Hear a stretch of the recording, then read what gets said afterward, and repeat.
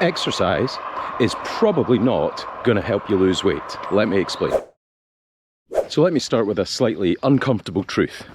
If exercise alone was good for weight loss, then no one would ever give up their gym membership.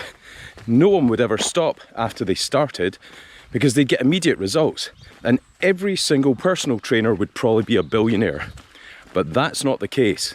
And unfortunately, weight is going up despite there being more exercise options than there's ever been before. Why is that? Well, today I'm going to explain why exercise is not that great an option for weight loss.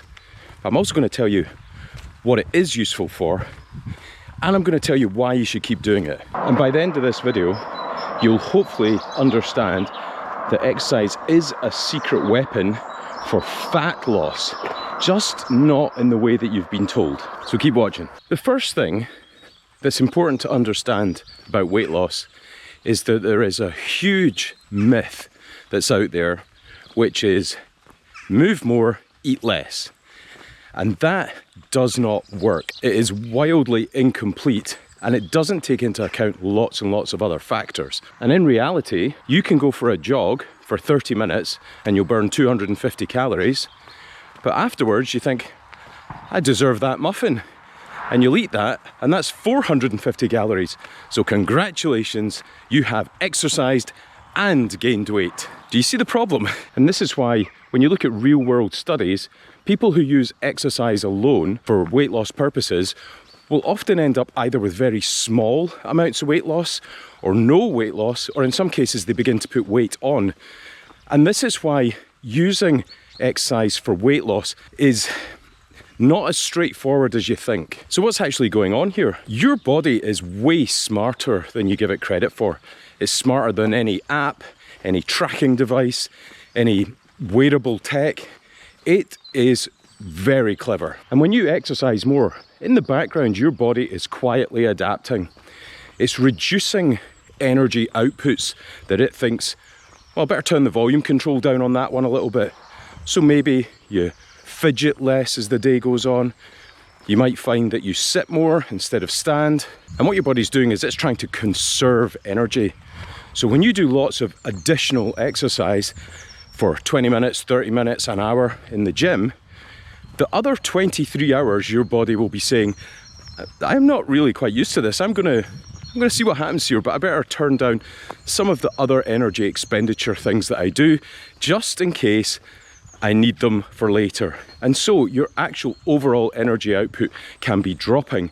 And this is a thing called NEAT, N-E-A-T. And this stands for non-exercise activity thermogenesis. And over the course of a day, you can be saving hundreds of calories by reducing your NEAT output. So that means even if you smash yourself in the gym in the morning, as the day goes on, your body is quietly and politely stealing back some calories that it feels it better hang on to. And overall, you might get no net calorie deficit as a result of turning down your NEAT. So here's the question you should be asking.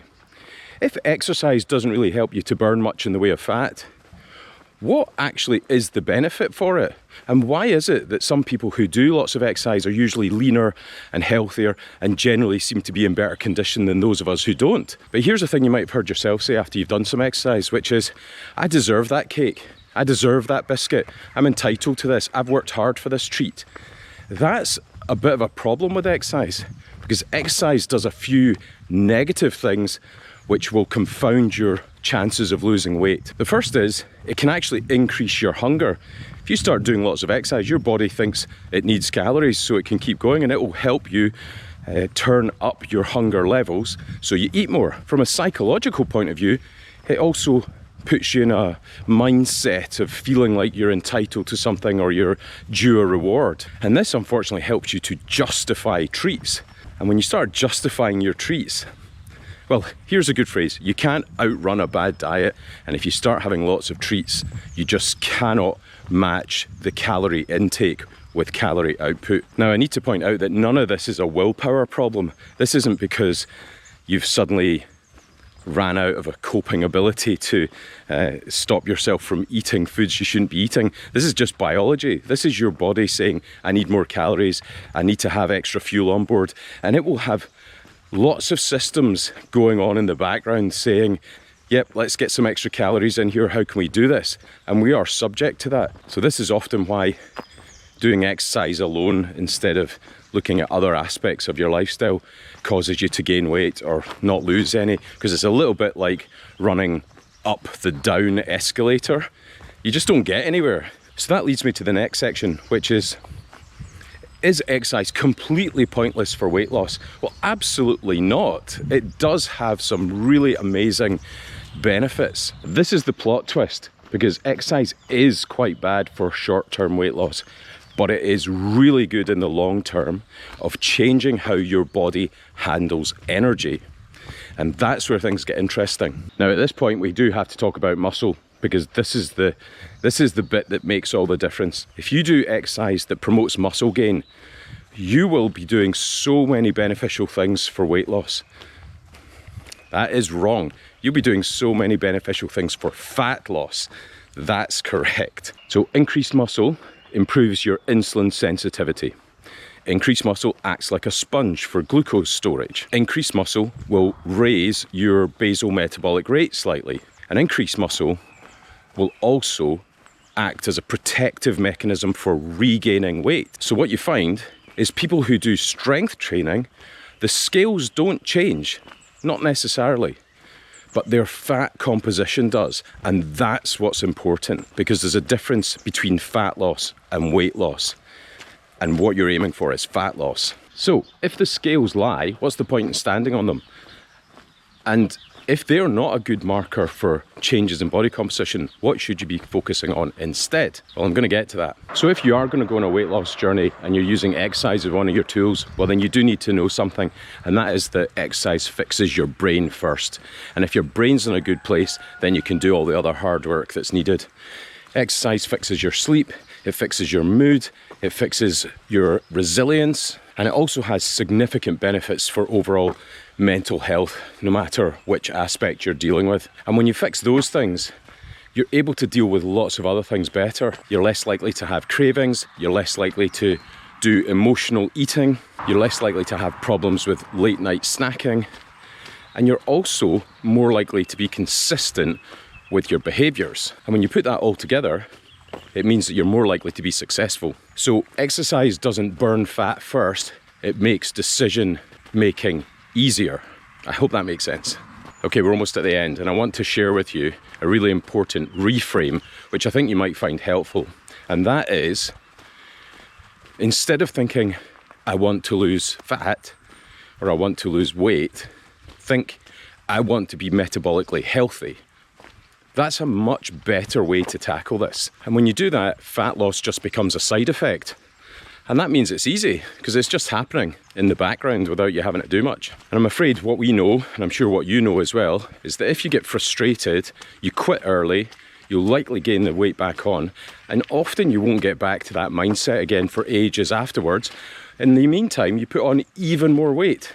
So trying to not find yourself in a quitting position is really important from the off. And in order to do that, you have to have a different mindset, and exercise helps you with that mindset. Okay, so just to summarize, there are three main take-homes. Number one, if you just do exercise and nothing else, I'm afraid the adaptive mechanisms in your body will just sabotage you, and that's things like decreasing your NEAT, or your non-exercise activity thermogenesis. Number two is, why is it that when people do exercise, they do seem leaner and healthier?